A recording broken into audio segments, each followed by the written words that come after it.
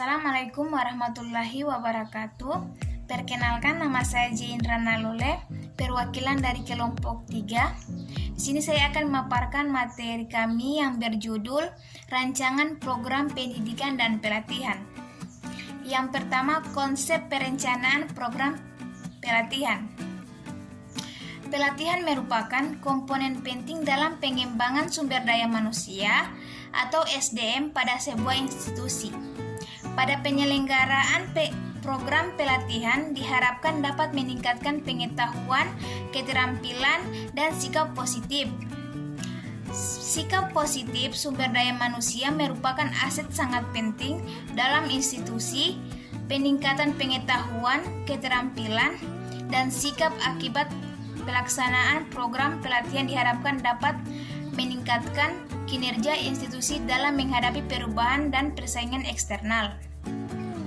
Hasil penyelenggaraan program pelatihan adalah penguasaan kompetensi, keterampilan, pengetahuan, dan sikap yang sebelumnya tidak dikuasai oleh peserta. Yang berikut kontribusi program pelatihan. Sebuah program pelatihan yang dilaksanakan secara efektif dan efisien akan memberikan kontribusi yang positif terhadap perkembangan dan kemajuan perusahaan. Kontribusi yang dapat diberikan terhadap perusahaan mencakup beberapa aspek, yaitu yang pertama, membuat perusahaan dapat tetap hidup dan berkembang. Yang kedua, mengatasi kesenjangan atau diskrepansi di kinerja karyawan. Yang ketiga, mendalami usaha pokok atau core business perusahaan. Yang keempat, menyeragamkan pandangan karyawan terhadap misi dan misi perusahaan. Yang berikut, meningkatkan budaya investasi di kalangan perusahaan. Dan yang terakhir, memelihara upaya perbaikan yang telah dilakukan oleh perusahaan. Penyelenggaraan program pendidikan dan pelatihan oleh Pusat Pendidikan dan Pelatihan atau Pusdiklat berperan penting dalam menyiapkan sumber daya manusia agar memiliki kemampuan dalam bekerja secara efektif dan efisien. Yang berikut, program-program pelatihan dalam konteks ini diharapkan dapat memberikan kontribusi yang sangat signifikan untuk menjamin tersedianya sumber daya manusia atau SDM yang handal, memiliki kompetensi dan dedikasi yang tinggi terhadap institusi tempat mereka bekerja. Ada beberapa alasan yang digunakan oleh perusahaan untuk dijadikan dasar dalam menyelenggarakan sebuah program pelatihan, yaitu yang pertama, mengatasi masalah kinerja dan penyebabnya. Yang kedua, mengantisipasi sistem dan jenis pekerjaan baru dalam perusahaan. Dan yang ketiga, merealisasikan aspirasi perusahaan untuk menangkap peluang bisnis baru. Program pelatihan lazimnya diselenggarakan untuk mengatasi masalah kinerja yang dihadapi oleh perusahaan. Secara spesifik, program pelatihan dilaksanakan untuk meningkatkan pengetahuan, keterampilan, dan sikap yang diperlukan oleh karyawan untuk melakukan tugas secara lebih efektif dan efisien. Tidak hanya itu, program pelatihan juga dilaksanakan untuk mengatasi perubahan eksternal yang mempengaruhi kinerja perusahaan untuk mewujudkan aspirasi stakeholder perusahaan dalam menyongsong peluang bisnis baru. Selanjutnya, model pendekatan dan kriteria rancang bangun diklat. Desain atau lebih dikenal dengan rancang bangun adalah proses perencanaan yang menggambarkan urutan kegiatan atau sistematika mengenai suatu program diklat. Adalah proses perencanaan urutan kegiatan komponen pelatihan yang merupakan suatu kesatuan yang bulat dari program tersebut. Pendekatan rancang bangun diklat latihan perlu ditetapkan lebih dahulu pendekatan yang akan digunakan. Hal ini menuntun kita lebih efektif dan efisien dalam menciptakan komponen atau kegiatan latihan secara beraturan. Pendekatan adalah gagasan atau perencanaan mengenai program berbentuk suatu pola kegiatan yang dapat dilaksanakan dengan baik.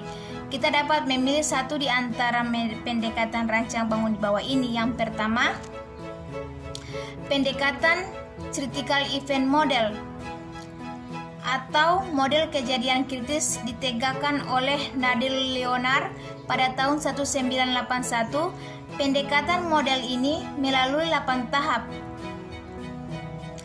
Dan 8 tahap ini selalu melalui evaluasi dan umpan balik. Artinya pada setiap tahapan selalu dilaksanakan evaluasi dan umpan balik. Tahapan model terlihat di bawah ini. Yang pertama, mengidentifikasi kebutuhan organisasi.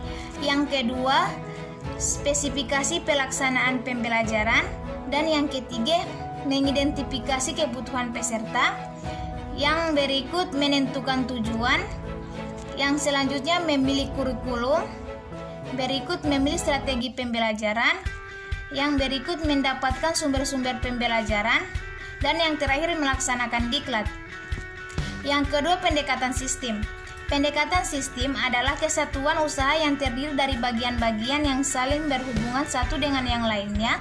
Dengan demikian dapat kita pahami bahwa sistem tidak akan berjalan apabila salah satu bagian subsistem itu mengalami gangguan atau gangguan pada salah satu subsistem yang akan mempengaruhi kelancaran sistem itu.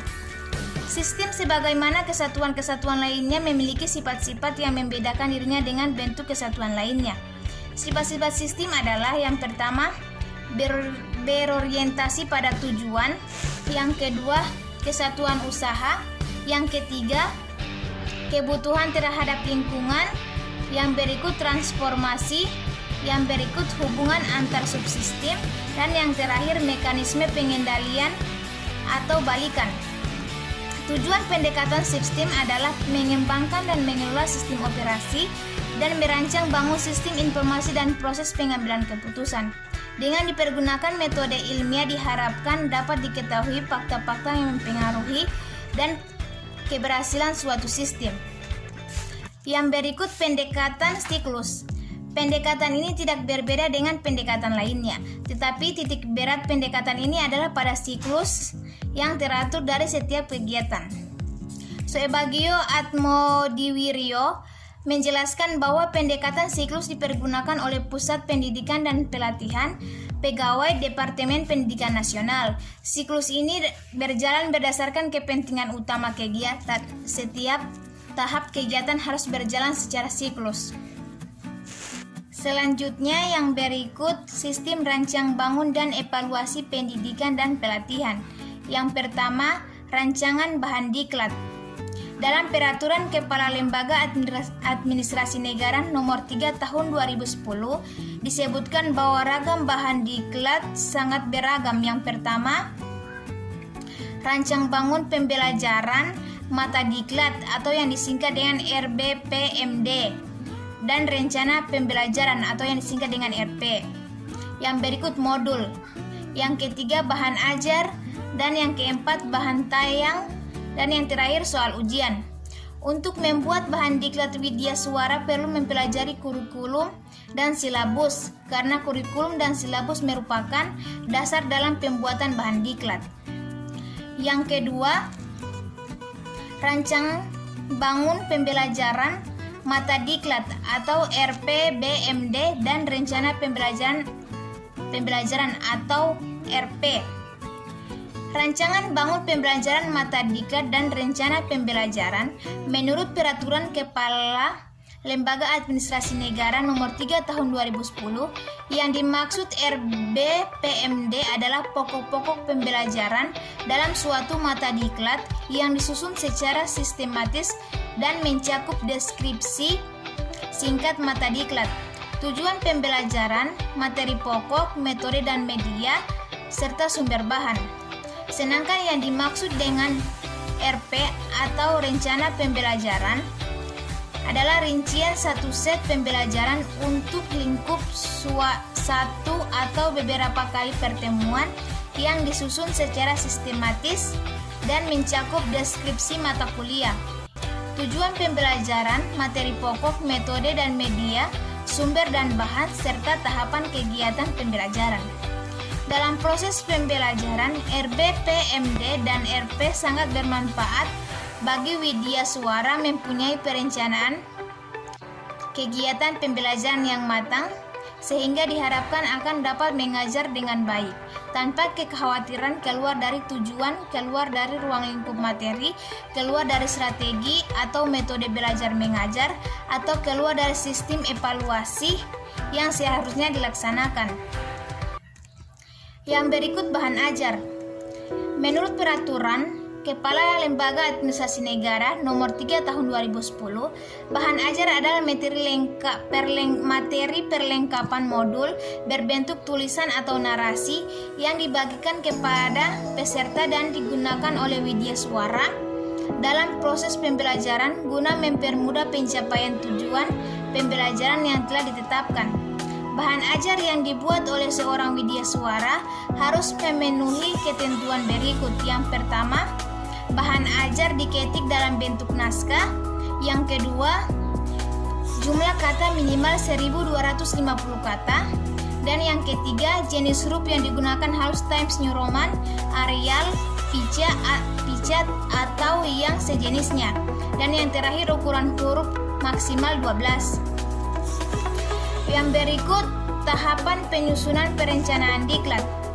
Menurut Safri 2003, tahapan dalam pelatihan sebagai berikut. Yang pertama, penilaian kebutuhan pelatihan meliputi penilaian kebutuhan tugas dan penilaian kebutuhan karyawan, perumusan tujuan pelatihan, sehingga harus ada keterkaitan antara input, output, outcome, dan impact serta pendidikan dan pelatihan itu sendiri. Dan yang berikut, prinsip-prinsip pelatihan harus memuat partisipasi, pendalaman, relevansi, pengalihan, umpan balik, suasana nyaman dan memiliki kriteria. Dan yang terakhir, merancang dan menyeleksi prosedur pelatihan harus memuat materi dan metode program pembelajaran serta pengevaluasian.